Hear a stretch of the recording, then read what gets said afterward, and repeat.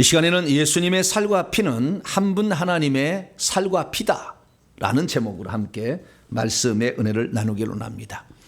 오늘도 거룩하고 복된 주의 날에 하나님 앞에 나와 예배드리는 사랑하는 우리 성도들과 또 온라인으로 함께 예배드리는 모든 성도들을 주 예수 그리스도의 이름으로 사랑하고 축복합니다. 주님께서도 이 땅에 계실 때 저희들과 함께 말씀을 나누시고 또 식사도 같이 하시고 그랬습니다. 그래서 주일날 우리도 이렇게 같이 만나고 또 식사도 하고 그렇습니다. 할렐루야.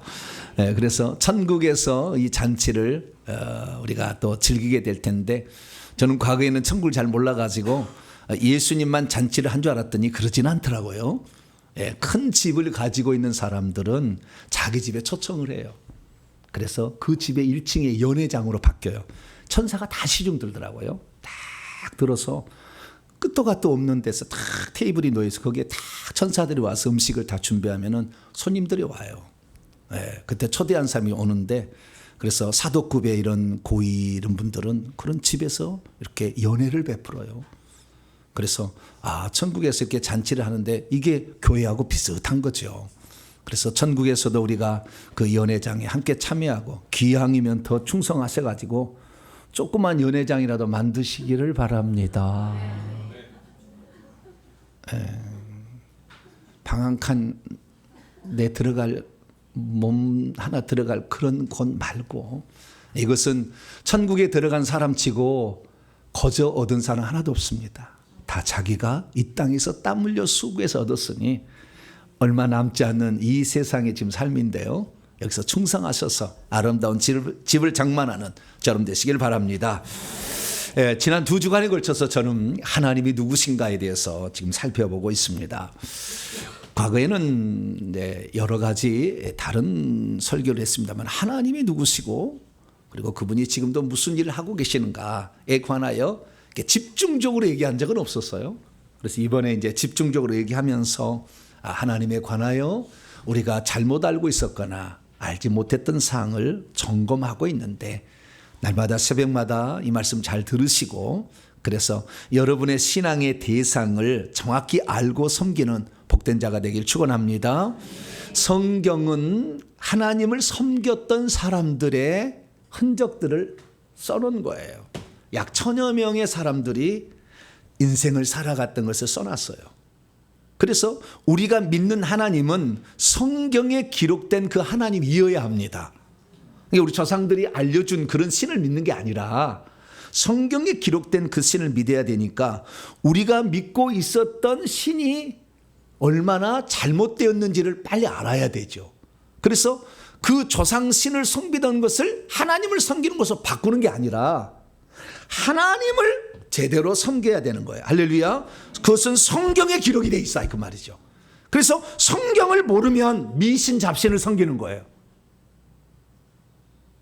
그래서 성경에 나와 있는 바로 그 하나님을 섬겨야 하는데, 성경은 어떻게 하나님을 얘기하고 있느냐.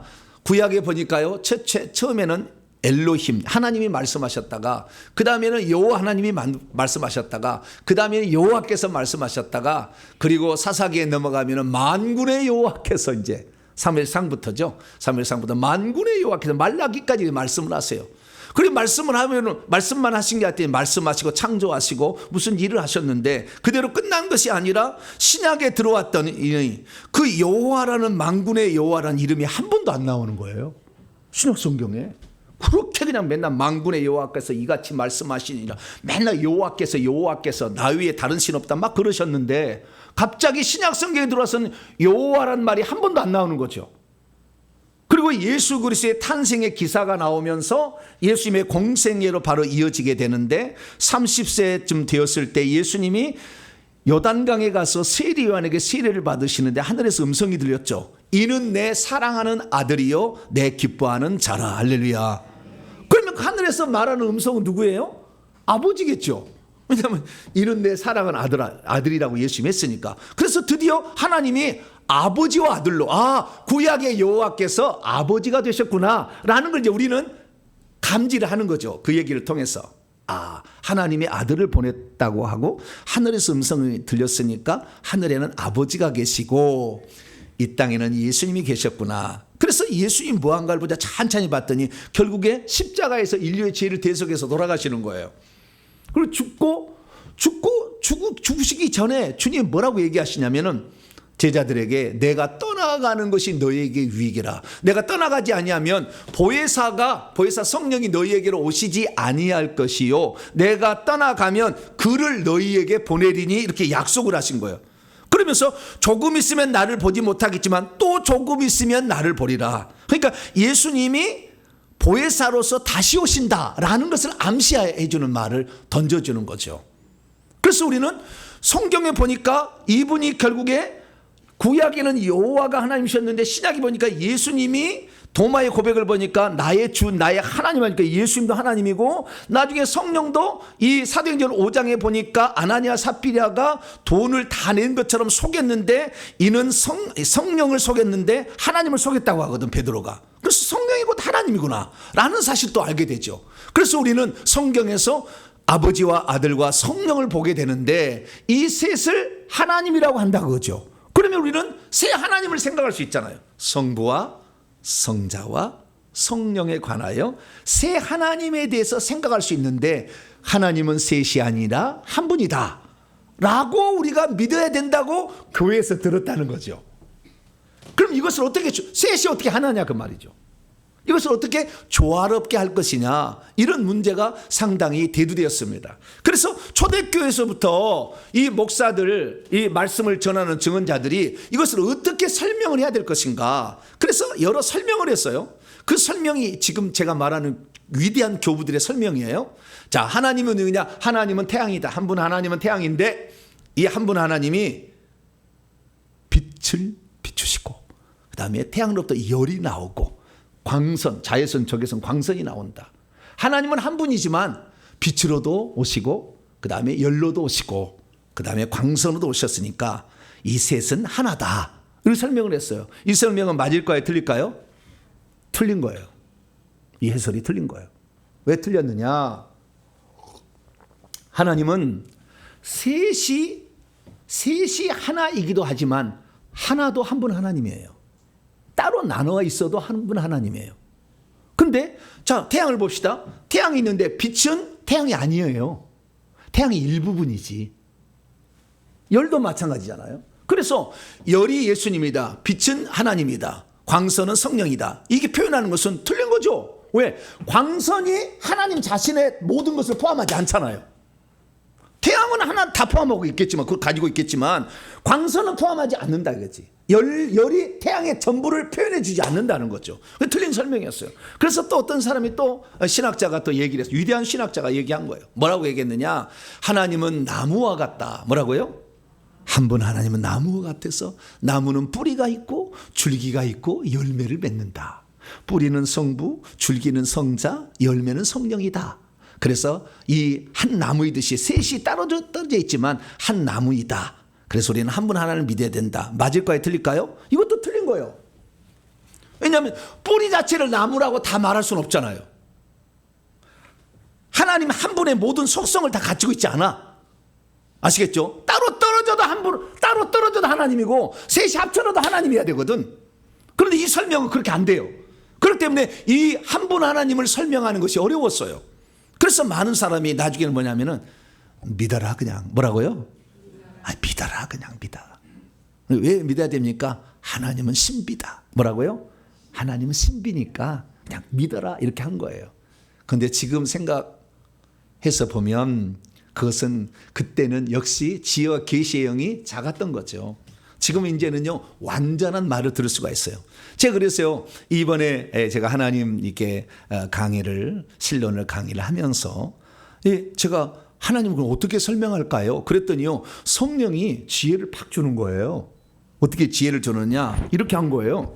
하나님은 어떤 거냐? 하나님은 요한계시록에 나오는 것과 똑같다 그러는 거예요. 뭐가요? 그랬더니 이 하나님은 꼭 일곱 인, 일곱 나팔, 일곱 대접과 똑같다 이렇게 얘기를 하시는 거죠. 그래서 성령이 그래서 무슨 말인가 잘 생각했더니 하나님은 인류의 역사를 시작과 마침으로 쭉 가시잖아요. 이렇게 쭉 역사하시는데 하나님이 역사의 주관자, 때와 시간의 주관자세요.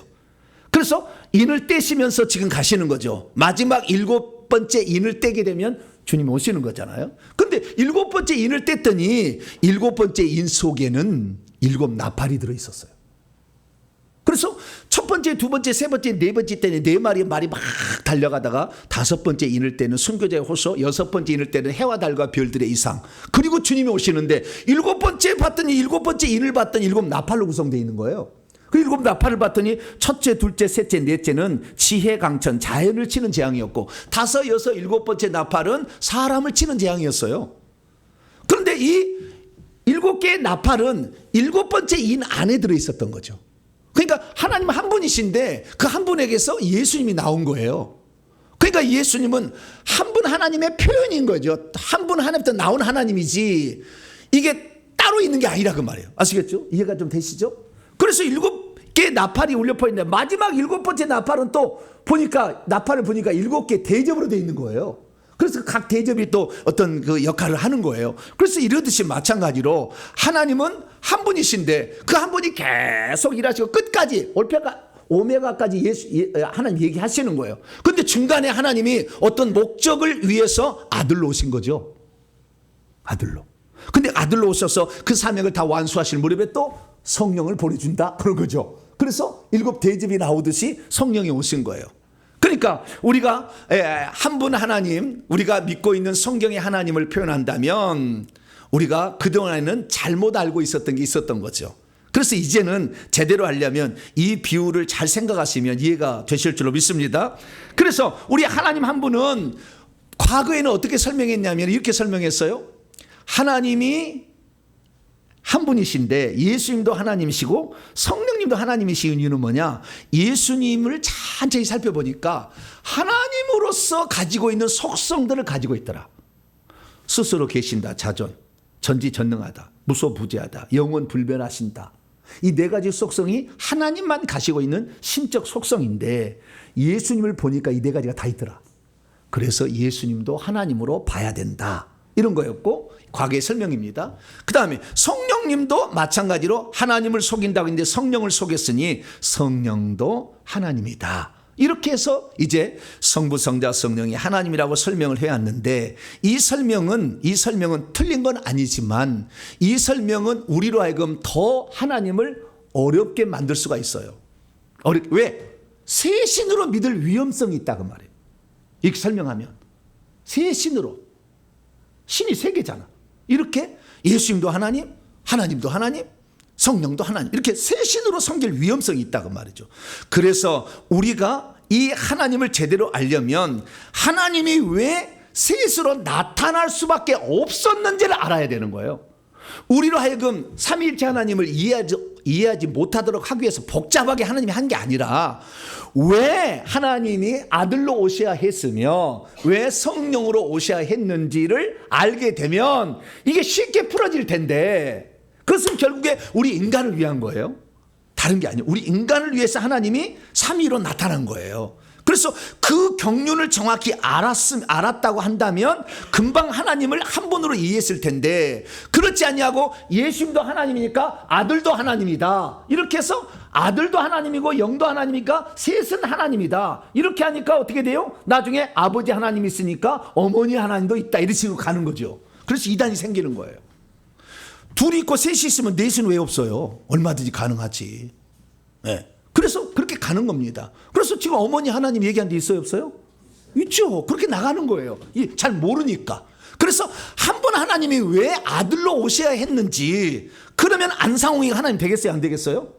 장길자가 하나님 어머니 하나님 되겠어요, 안 되겠어요? 말도 안 되는 얘기가 금방 다 답이 나와. 그런데 그걸 잘 모르니까 하나님으로서 막 이렇게 하는데 자격도 없으면서 막 그렇게 얘기하는 이단이 판치고 있다는 거죠. 그래서 오늘은 그 하나님이 왜 사람이 되셔야 했고 영이 되셔야 했는지를 한 폭의 그림으로 딱 그려진 것이 성만찬이에요.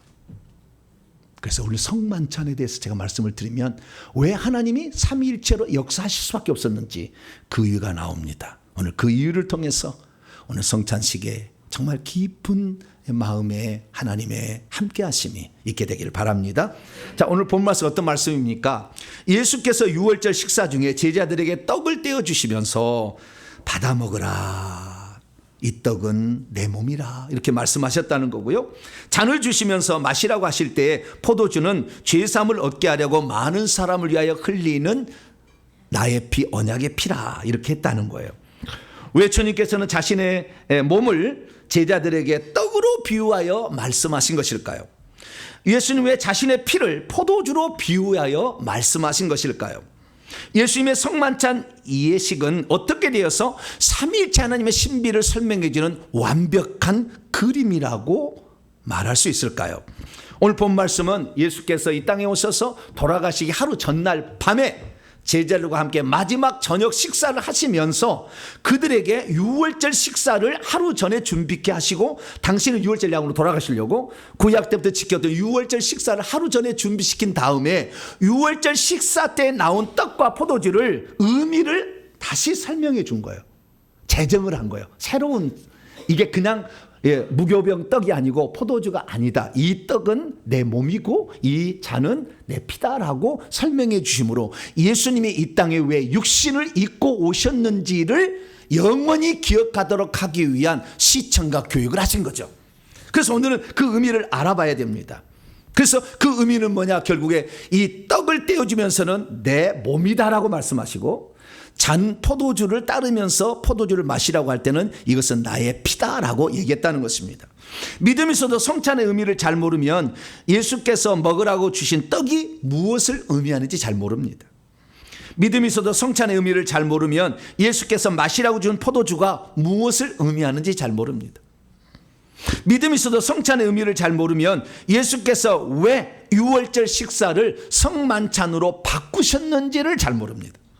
믿음이 있어서 성찬의 의미를 잘 모르면 예수께서 왜 성찬의 떡과 포도주를 살과 피라고 얘기하셨는지를 잘 모릅니다. 믿음이 있어도 성찬의 의미를 잘 모르면 예수님께서 그것은 하나님이 사람 된 이유다라고 설명해 주는 것을 깨닫지 못합니다.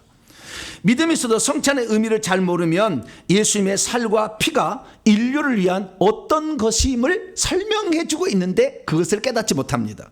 믿음이 있어도 성찬의 의미를 잘 모르면 예수님이 원래 하나님이신데 육신을 입고 와서 영원히 제자들에게 잊지 않도록 당신을 완전히 계시해 주는 결과물이라는 사실을 깨닫지 못합니다.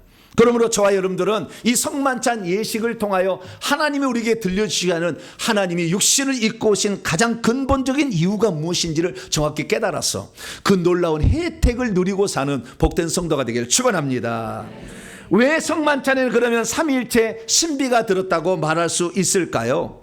많은 사람들이 삼위일체 이야기를 하려고 하면 어떻게 시작하냐면 예수님이 하나님이지 않느냐, 그러면서 하나님만 하실 수밖에 없는 이야기들을 막 하는 거죠. 무리를 어떻게 걸어가냐, 죽은 지 나흘 된 사람 어떻게 살릴 수가 있느냐, 풍랑 잔잔한데 어떻게 풍랑이 잔잔해지냐 하면서 예수님이 하나님이라고 설명해 나가는 거죠. 성령도 그런 식으로 설명해 나가는데요.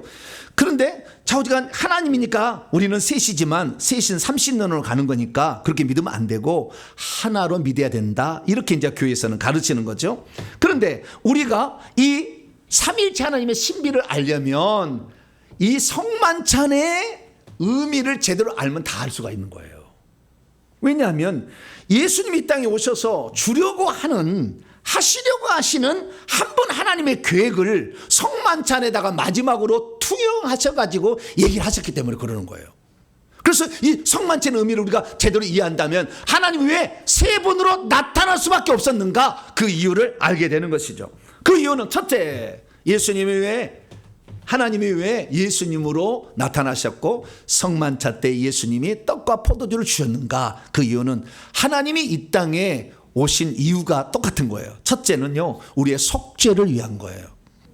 우리 속죄. 마가복음 10장 45절을 보면 예수님께서 사람의 아들로서 이 땅에 오신 이유가 있다는 거죠. 사람이 되신 이유가, 하나님이 사람 되신 이유가, 그것은 섬기려 하고 자기의 목숨을 많은 사람의 대속물로, 속전으로 우리를 대신 사서 구원하려고 속전으로 주려고 오셨다.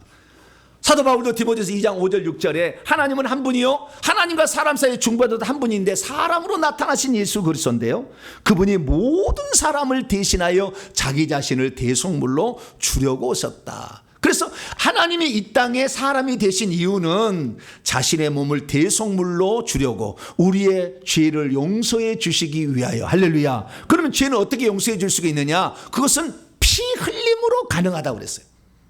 피 흘림으로.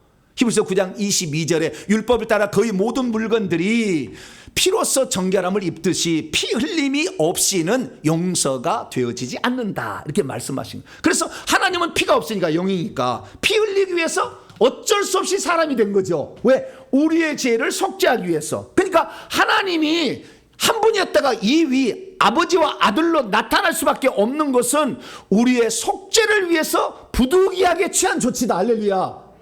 그렇게 이해를 하셔야 된다는 거예요. 그러니까 예수님은 하나님이 우리 죄를 용서하려고 나타나셨다, 이렇게 이해를 해야 제대로 이해가 된다는 거예요. 할렐루야.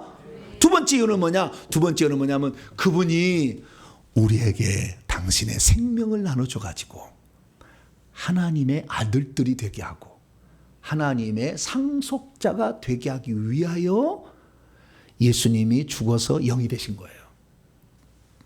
근데 예수님은 죽은 다음에 뭐가 되냐? 생명 주는 영이 된 거죠. 그래서 우리는 하나님의 경륜을 알아야 되는데, 하나님 왜 우주 만물을 창조하셨는지 그 이유를 알아야 돼요. 하나님 우주 만물을 창조한 것은 첫째, 심심해서. 뭐라고요? 심심해서. 네. 심심하면 요리하시죠? 요리 안 하세요? 네. 네. 심심하니까. 네. 두 번째, 내가 있다는 것을 알도록 하기 위하여.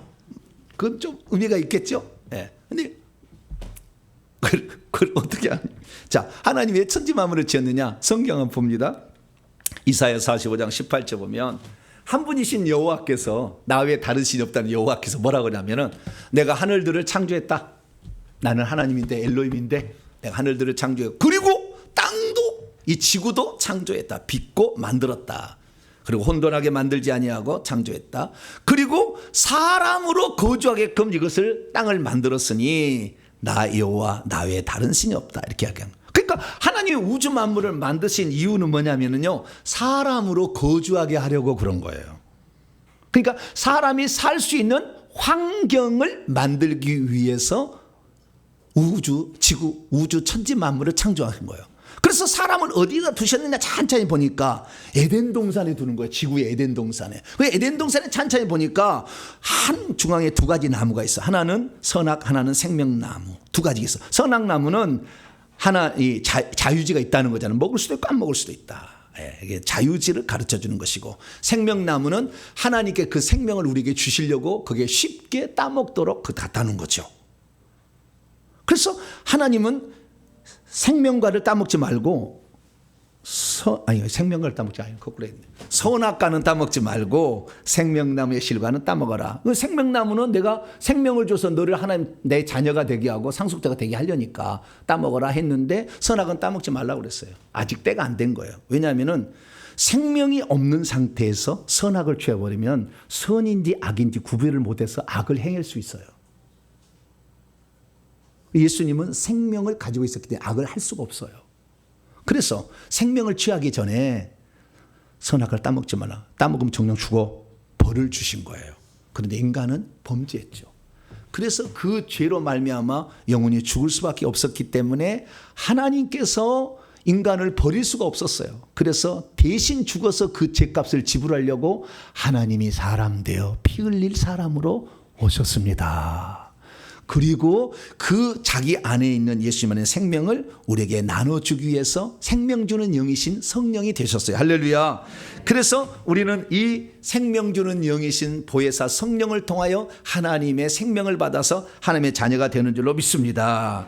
그래서 우리는 오직 하나님의 경륜, 그 뭡니까? 예수 그리스도를 통하여, 만세전에 깊으신 뜻이었는데 예수 그리스도를 통하여 하나님의 아들들, 양자가 되게 하려고 계획하셨고, 이방인들조차 복음으로 말미암아 예수 그리스도 안에서 상속자가 되게 하라는 계획을 세웠다는 것을 알아야 될 줄로 믿습니다. 그래서 그분이 결국에 마지막 아담 예수님의 생명 주는 영으로 오셨으니, 우리가 이 성령을 받게 되면 결국에 우리가 하나님의 원대한 뜻이 이루어진다. 할렐루야. 그러니까 하나님 하나님의 계획하심에 인류를 하나님 자녀가 되고 상속자가 되기 위해서 부득이하게 하나님이 사람 될 수밖에 없었고, 이 사람으로 있으면은 사람 속에 못 들어가니까 예수님이 자기의 육체를 해방해서 그 생명을 생명 주는 영의 성령에 넣어가지고 성령으로 바람처럼 호흡처럼 주님을 찾는 자에게 쏙쏙 들어가니 우리가 하나님 자녀가 될 수 있게 되었습니다. 그래서 우리가 삼위일체 하나님이 되신 것은 우리에게 생명을 공급하려고 어쩔 수 없이 그렇게 하신 것이다. 할렐루야. 그렇게 알면 이해가 된다고 말이에요. 예수님이 하나님인 이유를 내가 설명해 줄게, 성령이 하나님을 설명해 줄게. 그럼 하나님 셋 맨날 이렇게 헷갈리지 말고 한 번 하나님이 하셨다고 하면은 이해가 팍팍 되는 거야. 할렐루야. 네, 그래서 그렇게 하나님 믿어야 될 줄로 믿습니다. 그런데 정말 황공한 것은 예수님의 말씀이에요. 히브리서 기자가 이렇게 얘기했어요. 거룩하게 하시는 이 예수님이에요. 피로써 우리를 거룩하게 해요. 거룩하게 함을 입은 자들, 우리들이죠. 인간들 다 하나에서 생명을 다 받아서 하나님의 자녀들이 되는 거죠. 예수님은 하나님의 아들, 우리도 하나님의 아들. 근데 예수님하고 우리는 근원적 차이가 있죠. 예수님은 친자, 우리는 양자. 뭐라고요? 우리는 양자.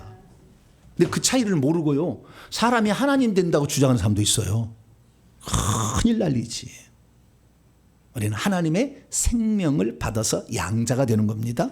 그런데 예수님은 뭐라고 하냐면은, 예수님은 하나님의 생명을 받은 친자로서 하나님의 아들이신데, 우리도 예수님을 통해서 성령을 통해서 생명을 받잖아요. 그 양자가 되었어. 그런데 뭐라고 하냐면은, 그분은, 예수님은 우리를 형제라 부르기를 부끄러워하지 아니한다. 여러분, 형제가 뛰어난 사람이면은 그건 내 동생이라고 자랑하겠지만, 맨날 지질이 못난 일은 맨날 말썽만 뿌리고 막 말썽만 뿌려서 막 감옥에 나왔다 갔다, 그런 건 꼭 아닙니다만, 자우지간 그런 동생이면 자랑하겠어요, 안 하겠어요? 저거 제 형제입니다, 저 제 형제예요, 얘기하겠어요, 못 하겠어요? 주님이 우리를 향한 기대를 잘 아셔야 돼. 그러니까 맨날 얻어 터지고 그냥 비글비글 깨지고 맨날 이렇게 살라고 형제라고 된 게 아니라고. 근데 우리 그게 부족해도요, 주님은 하나도 부끄러워하지 않는다. 너무나 감사한 일이죠. 할렐루야. 그래서 우리는 예수님의 형제답게 살 수 있게 되기를 축원합니다. 자, 그러면은 예수님이 그렇게 이 세상에 오셔서 속죄를 주고 생명을 공급하고 분배하기 위해 오셨다는 것을 한 폭의 그림으로 그리는 것이 성만찬이에요. 왜냐하면 예수님이 포도주, 예수의 피를 상징하는 색깔이 피를 상징하는 포도주를 주시면서 이것은 죄 용서를 위하여 흘리는 나의 피, 언약의 피라고 했잖아요. 그 속죄. 그다음 떡을 주시면서 이건 내 살인데 생명 공급과 분배를 위한 내 생명이다라고 얘기했기 때문에 우리는 성찬식이 바로 하나님이 삼위일체 하나님으로 나타나신 이유를 한 폭의 그림으로 그려놓은 거예요. 그래서 하나님은 보여요, 안 보여요? 안 보이잖아요. 볼 수 없잖아요. 그런데 하나님이 육체를 입고 이 땅에 나타나셨다는 거죠. 육체를 입고 이 땅에 나타나서 가지고 우리를 위해서 살과 피를 주심으로 우리에게 하나님이 일하셨음을 안 하셨다고 부인할 수 없도록 만들려고 사람 되신 거예요. 그래서 저와 여러분은 이 지구가 존재하는 한 주님이 없다고 말할 수 없어요. 왔다 가셨잖아요. 왔다 가셨으니까. 그래서 우리는, 저와 여러분은 예수님을 믿는 줄 믿으시기 바랍니다. 자, 그래서 우리가 예수님 이 땅에 오셨을 때 우리는 예수님 말하냐, 구약에 보니까 제사장으로 오셨다 이런 말을, 그리스도로 오셨다는 말 하잖아요. 근데 그 그리스도로 오셨다, 제사장으로 오셨다는 말의 핵심이 뭐냐? 그것은 제사 지내러 왔다 해도 틀린 게 아니에요. 그러나 가장 근원적인 것은 뭐냐? 떡과 포도주를 주려고 오셨다, 이렇게 표현해야 됩니다. 하나님이 이 땅에 오신 이유는 떡과 포도주를 주러 오셨다. 그래서 구약의 창세기 14장에 전쟁을 통해서 이기고 돌아오는 아브라함을 마중 나간 자가 있었으니 예루살렘의 왕 멜기세덱이 나갔어요. 근데 그 멜기세덱이 전쟁에서 승리하고 돌아오는 아브라함에게 제사를 드린 게 아니라 떡과 포도주를 공급해 주려고 온 거예요. 물론 제사를 드리는 것도 있죠, 제사장이니까. 그렇지만 하나님이 우리에게 궁극적으로 하고 싶은 것은 떡과 포도주, 생명 공급과 분배, 그리고 속죄였다. 할렐루야. 그 사실을 멜기세덱을 통하여 설명해 주고 있어요. 그래서 히브리서 기자는 예수님은 멜기세덱의 반차를 따르는 영원한 제사장이다 라고 얘기한 것은 그분이 이 땅에 오신 것은 성만찬을 통해서 하나님의 생명 주고 속죄를 위해서 오셨다는 것을 기억하라고 시청각 교육을 시켜준 줄 믿으시기 바랍니다. 그래서 우리는 예수님을 한 분 하나님이 우리의 속죄를 위해서 우리의 생명 공급을 위해서 아들도 되시고 영이 되셨다 이렇게 믿게 되길 축원합니다. 그런데 문제는 뭐냐, 이 예수님을 이렇게 한 분 하나님이 활동한 것으로 이해를 했어야 되는데 그렇지 않고 예수님을 항상 하나님의 아들로만 보려고 하는 시도가 있었어요. 예수님을 하나님의 아들로만 보려고 하는 시도가 있었다는 거예요. 그 대표적인 사람이 초기 교부였던 아리우스라는 알렉산드리아 교회의 장로였다가 사제된 분이었어요. 이분 아주 공부를 많이 하셨어요. 위대한 스승들이 이 사람을 가르쳤어요. 이 아리우스라는 사람이 살고 있었는데요. 이 아리우스라는 사람이 골로새서 1장 15절을 읽다가 영감을 받았는지 골로 1장 15절 이렇게 되어 있어요. 그는 보이지 아니하시는, 그는 예수님이에요. 그는 보이지 아니하시는 하나님의 형상이요 모든 창조물보다 먼저 나신 이시니 모든 창조물 all creature 모든 창조물에 먼저 나시니 프로토토코스, 이 프로토토코스는 퍼스트 본이에요. 먼저 나시니 라는 것은 장자를 지칭하는 겁니다. 장자. 그래서 모든 창조물의 장자이시니. 근데 퍼스트 본이라는 이 프로토토코스라는 헬라어는 장자, 첫것, 맞이, 더 나아가서는 으뜸이라고 나가요. 뭐라고요? 으뜸, 최고라는 뜻이에요. 그런데 이 다른 본문까지 같이 봤어야 되는데 이 본문만을 딱 뽑아가지고 아리우스는 뭐라고 했느냐, 모든 창조물의 장자라고 나와 있으니 예수님은 피조물이다. 맞아요? 틀려요? 어떻게 틀려요? 네. 피조물이다. 맞아요. 그 틀렸다는 게 맞아요. 모든 피조물의 장자니까 피조물이 다 다른 데를 보면 그렇게 안 나오는데 그것만, 그래서 이단은요 어떤 구절만 뽑아갖고 얘기하는 거예요. 그리고 얘기를 한 거예요. 그래서 그것을 근거로서 5가지 이론을 주장을 했어요. 첫째, 예수님은 하나님이 만드신 최초의 피조물이니 그분이 존재하지 않을 때가 있었다. 만들어지기 전에 상태가 있었다는 거죠. 존재하기 전이 있었다. 둘째, 아버지께서는 시간 밖에 계셔서 시간이 없지만 창조물은 창조될 때부터 시작이 있었으니 예수님은 시작을 가진다. 세 번째, 이때 아들은 모든 시간 이전에 무에로부터 창조된 것이니 창조된 만큼 영원하지 않고 완전한 하나님도 아니다. 피조물이니까. 네 번째, 예수님이 피조물인 만큼 예수님은 변할 수도 있고 죄를 지을 수도 있다. 마지막 5번째, 예수님은 피조물이니 아버지와 동일 본질일 수 없다. 그렇게 주장을 한 거예요. 그럴듯하지 않습니까? 여러분들이 지금 한 분 하나님에 대해서 들어왔으니까 이것이 별로 문제 안 되면 그때 당시에 교회에 3분의 2가 다 넘어갔어요. 이 말의 말에. 당시의 교회가. 다 따라갔다고 이것을. 이 말을. 그래서 심각하게 이 문제가 된 거예요. 그러면 그건 뭐냐? 예수님을, 이 아리우스는 예수님을 크게 오해한 거예요. 왜 오해한 거냐? 자, 보세요. 예수님이 하나님의 아들 되심과 우리가 하나님의 아들 되심이 차이가 있는 거예요. 예수님의 하나님 아들 되심은 하나님으로부터 나왔어요. 어떻게 해요? 나왔어. 7번째 인에서 7 나팔이 나오듯이 하나님으로부터 나오시기 때문에 예수님은 하나님으로부터 나온 하나님이에요. 우리는 없던 것을 만든 피조물이고, 그래서 양자 삼은 거고. 그러니까 예수님이 하나님 아들 되심과 우리 하나님 아들 되심은 전격적인 차이가 있었던 거예요. 근데 그걸 똑같이 봐보려고 해가지고 예수님을 피조물로 보려고 해가지고 문제가 생겨서 결국에 나중에 이단 정제에 대해서 교회사 가운데 없어지는 그런 사람이 될 수밖에 없었다는 것이죠. 그래서 우리는 알아야 됩니다. 예수님이 뭐라고 했느냐? 예수께서 말씀하시기를 유대인들아, 내가 스스로 있는 자라는 것을 깨닫지 못하는 유대인들아, 요한복음 8장에 내가 스스로 있는 자라고 예수님이 하셨어요. 한 분 하나님이다. 근데 그걸 믿지 않으니까 유대인들아, 하나님이 아직도 너희의 아버지였다면 너희가 나를 사랑하였을 것이다. 왜냐하면 내가 하나님께로부터 나와서 왔다. 뭐라고요? 하나님께로부터 나와서 하나님부터 나온 또 다른 하나님 자기 자신. 할렐루야. 이게 바로 예수님이라는 거죠. 예수님은 하나님의 아들이라고 불렸지만 하나님의 또 다른 표현이다. 할렐루야. 이렇게 이해를 했어야 되는데 아리우스는 그렇게 이해를 못했다는 것을 알 수가 있게 되는 것이죠. 그래서 저와 여러분들은 예수님은 한 번 하나님에서 나온 하나님이지 피조물이 아니다는 걸 믿게 되길 바랍니다. 여호와 증인은 한 분 하나님부터 나온 그 예수님을 피조물이라고 그래요. 그래서 여호와 증인은 천국 못 가요. 심지어 미가엘 천사장이라고까지 얘기를 해요. 큰일 나는 거죠. 그래서 성경에 보게 되면 그래서 우리는 이 예수 그리스도가 하나님으로부터 나온 하나님인데 우리가 알아야 될 것은 우리의 구원을 위해서 결국에 하나님이 아들로 오신 거 아니에요. 그런데 이것도 표현할 수 있어요. 처음에 천지창조로 많이 간다 한다면 하나님은 볼 수가 없어요. 영이시니까 영원히.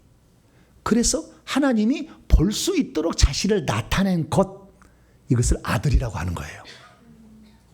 그래서 이 사도 바울은 뭐라고 얘기했느냐? 골로새서 15절에 예수 그리스도는 보이지 아니하시는 하나님의 형상, 에이콘이다.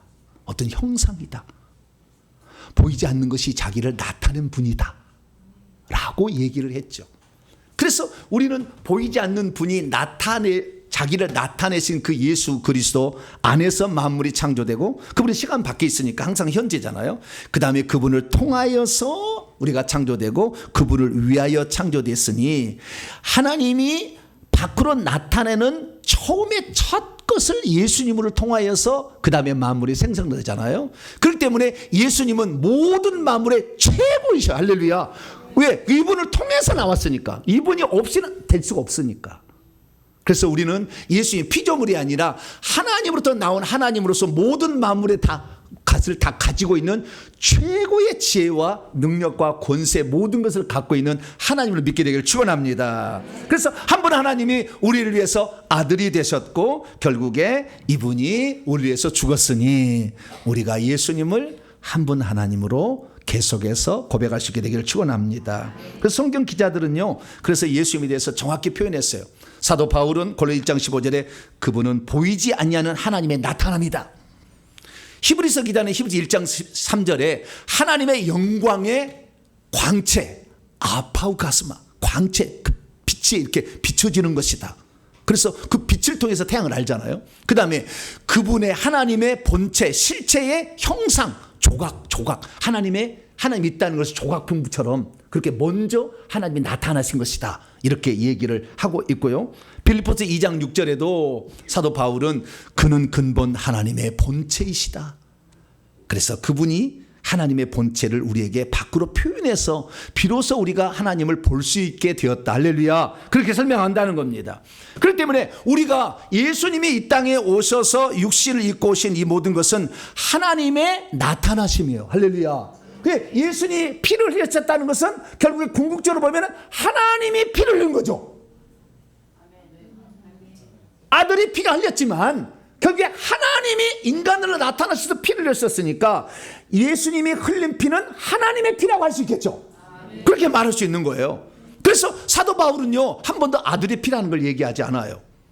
그분은 제사장으로서 이 그리스도다라고, 그리스도의 피라고도 얘기하고요. 그리고 사도행전 20장 28절에 사도 바울이 밀레도에서 에베소 장로들을 초청하여 그들에게 권면의 말을 하는데, 여러분 장로들이여, 자기 자신을 위하여 온 양떼를 위하여 조심하십시오. 성령이 그들 가운데 여러분을 감독자로 세웠는데 하나님이 자기 자신의 피로 획득하신 사신 교회를 보살피도록 당신을 세웠습니다. 그래서 하나님이 자기 자신의 피로 사셨다. 이게 예수님이 피 흘려 죽은 거죠. 그래서 우리는 예수님의 피는 한 분 하나님의 피다. 할렐루야. 그것을 알 수가 있게 되는 것입니다. 그래서 우리가 이 예수님을 믿게 될 때 예수님을 단지 하나님 보낸 아들로만 알 것이 아니라 디모데 3장 16절에 그분은 하나님은 육신으로 나타난 바 되셨다. 하나님이 육신을 입고 오셔서 아들이 되었다는 것을 분명히 알 수 있게 되기를 축원합니다. 그래서 예수님을 처음에 따라다닌 12제자 가운데 의심하는 도마가 있었어요. 도마는 착 보니까 예수님이 분명히 사람인데 사람 같지 않아. 왜? 사람이 할 수 없는 것을 막 하시잖아. 그리고 사람이 말할 수 없는 것을 막 말씀하시잖아. 그런데 죽어버렸어, 예수님이. 그래서 끝난 줄 알았어요. 그런데요, 죽었는데 죽은 지 3일 만에 문을 닫았는데 도마가 없을 때 나타났어요. 도마가 없을 때. 그러니까 제자들은, 다른 제자는 다 봤어. 가룟 유다는 죽어버렸으니까 10명의 제자가 봤겠죠. 그래서 우리가 주님을 돌아가셨는데 왔어. 문 닫지는 왔어. 그랬더니 도마가 미치는 것들이 헛것을 본 거지. 내가 직접 눈으로 보고 손가락으로 한번 찔러봐야지 내가. 그러자고 나 믿을 수 없어. 그랬더니 다시 8일이 지났어. 일주일이 또 지났어요. 그리고 다음 주일날 주님이 다시 나타났어요. 도마야, 쌍둥이 도마야, 네 손을 갖다 내 입구에 지금 집어넣어봐라. 이놈아 좀 믿지 마, 좀 믿음을 좀 가져봐라 이거죠. 넣어봐라. 손가락도 좀 넣어봐. 그때 도마가 그 자리에 무릎을 꿇고 당신은 나의 주님이요, 나의 하나님이십니다. 할렐루야. 죽은 자는 절대 안 와. 어느 누구도 죽은 자가 다시 올 수 없어. 귀신이 다 가장한 거예요. 그것은 하나님이신가 오신 거야. 할렐루야. 그래서 나이를 빼면 주 하나님이요. 구약 성경에 주 하나님, 여호와 하나님을 주 하나님이라고 그래. 그래서 예수님을 주님이라고 하나님이라고 고백했고요. 바울도 이렇게 예수님을 콧방귀 팍팍 끼다가 다메섹 도상에 가다가 주님을 직접 만났잖아요. 그래서 그때 주님을 직접 만난 그 바울도 그분은 만물 위에 계셔서 세세의 찬양을 받으실 하나님이라고 로마에 보낸 편지에 하나님이라고 고백을 해. 예수님 곁에서 계속 지켜봤던 가장 지근거리 있었던 사도 요한도 요한일서 5장 20절에 그분은 참 대신 참 하나님이요 영원한 생명이다. 할렐루야. 그렇게 고백을 다 했습니다. 그래서 아리우스가 골로새서만 볼 것이 아니라 요한복음을 읽었으면 요한복음에서 예수님은 나는 스스로 있는 자다. 출애굽기 3장 14절에 한 분 하나님이 자기를 표현하는 자기 선언을 들었어야 되는데 그걸 보지를 못했는지 어땠는지 좌우지간 잘못 이야기를 하셨어요. 그래서 그분은 영원한 이단으로 이렇게 정죄돼서 사라졌습니다. 예수님은 스스로가 살아계실 때 나는 스스로 있는 자 아니라 요한복음 8장 24절 28절 58절에 얘기를 하셨고요. 돌아가신 후에 사도 요한이 천국에 갔으니까 예수님이 나는 처음이요 마지막이라, 나는 알파 오메가다, 나는 시작과 마침이다, 나는 한 분 하나님이다. 할렐루야. 그렇게 얘기를 하셨으니까 우리는 한 분 하나님만을 믿어야 될 줄로 믿습니다. 믿음이란 무엇입니까? 한 분 하나님께서 속죄와 생명분배를 위해서 살과 피를 가진 아들로 이 땅에 오셨다는 것을 믿는 것입니다. 그래서 제가 지난 2주 동안 이 한 분 하나님에 대해서 다시 제가 설명을 하면서 새벽에 잠이 깨었어요. 새벽에 잠이 깨었는데 예수님이 죽은 건 결국엔 하나님이 죽으신 거구나. 이게 다시 한번 가슴속에 깊이 점이 오더라고요. 아, 그분의 걸어가시는 흔적 하나는 하나님이 걸어가시는 흔적이었었구나. 네. 그래서 성만찬할 때 제자들에게 이 마지막 식사 때 이걸 하는 것은 내가 왔다 간 거 잊지 마. 제자들아, 내가 왔다 간 거 절대 잊지 마라. 그리고 자신의 살과 피를 주셨구나 라는 것이 생각이 나니까요. 눈물이 펑펑 나는 거예요. 눈물이 펑펑 나는데 찬양의 하나가 생각이 나는 거예요. 없던 찬송이에요. 근데 곡조가 있는데 그 곡조에 제 입이 막 부르는 거예요. 그래서 제가 그것을 따와서 제가 노래를 하나 만들었어요. 그때 부른 걸 갖다가.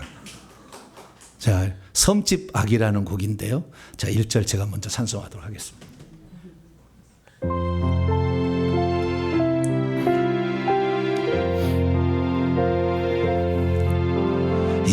예수님 나의 주님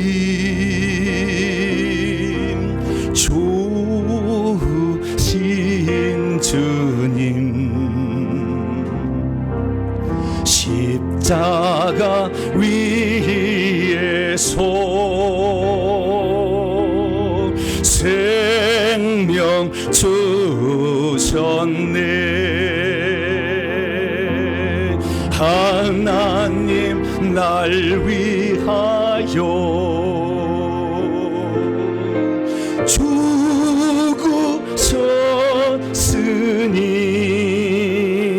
죽으셨으니 그 사랑 어떻게 해. 나의 예수님. 2절 3절 있습니다. 같이 하겠습니다. 창조주 나의 주님,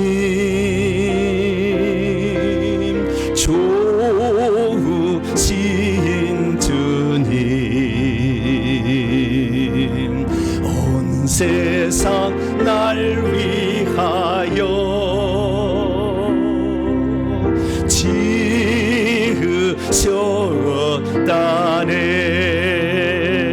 지으셨다네. 죄 짓고 떠나간 자,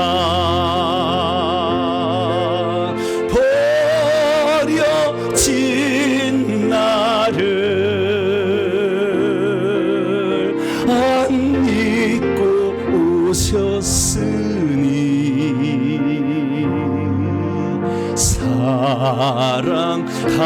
사랑합니다.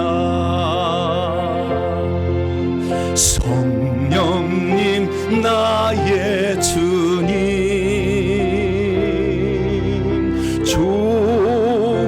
좋으신 주님, 예수님 모르던 나를 위하여 회개로 불렀으니 놀라운 은혜 어찌다 갚으리요.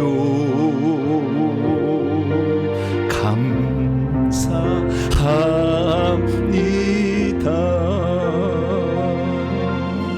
할렐루야.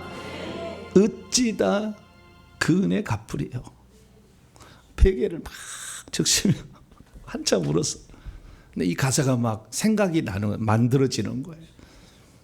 그래, 하나님 날 위하여 피 흘려 죽었으니 내 인생 마지막 여정 주님을 위해서 살아가리라. 할렐루야. 그런 마음을 갖게 됐습니다. 사랑하는 성도 여러분, 삼일째 하나님은 우리를 어렵게 하려고 하나님이 만든 게 아니라 우리 살리려고, 우리 구원하려고, 어쩔 수 없이 우리 사랑하려고 하신 것이니 그분이 그렇게 나타나신 보고 새 신으로 믿을 게 아니고 한 분 하나님이 나를 위해서 그렇게 하셨음을 굳건히 믿게 되기를 간절히 바랍니다. 거룩하신 하나님 감사합니다.